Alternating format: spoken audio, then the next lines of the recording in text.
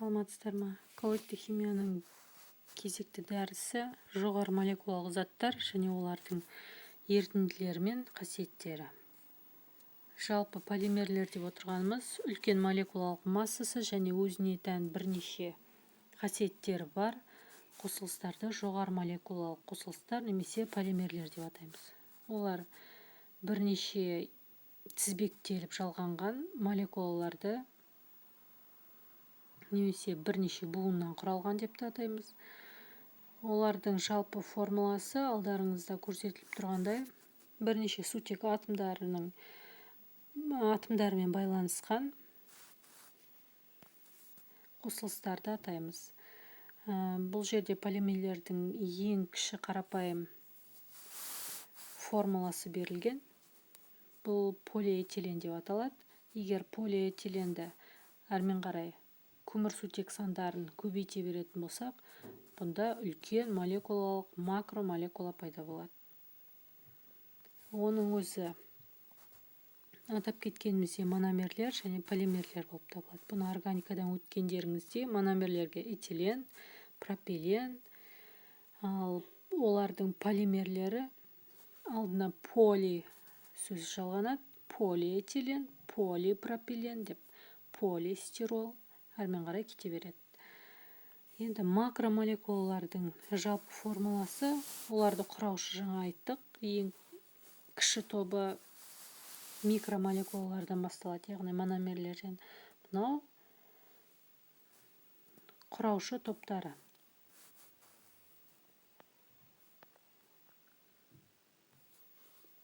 Полимерлену дәрежесі макромолекула құрамындағы құраушы буындардың санына байланысты.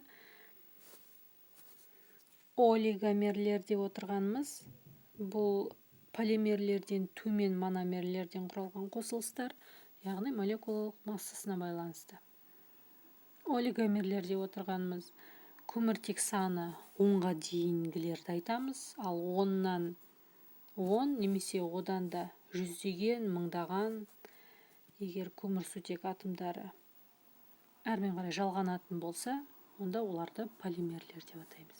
Полимерлердің дәрежесі сыртында көрініп тұрғандай N қойылады.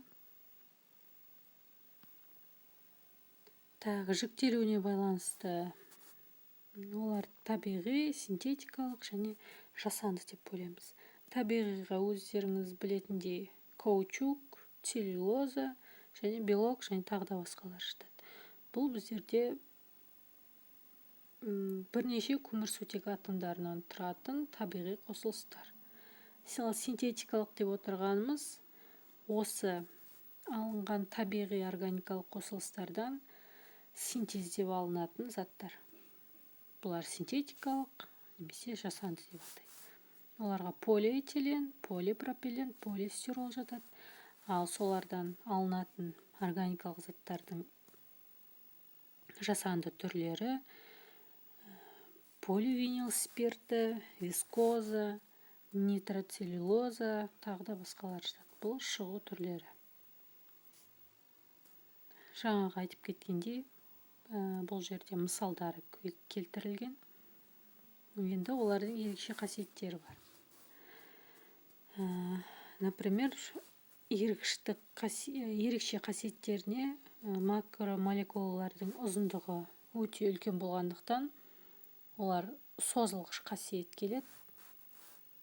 Сондықтан оларға біздер гельдерді жатқызамыз. Гельдер егер ерікшіктіктің қызметін көбінесе су атқаратын болғандықтан, олар суда ісінеді, сондықтан олар гидрогельге айналады. Оны өздеріңіз көріп жүргендей, көбісі косметикада, тағы да басқа тұрмыста да қолданылады.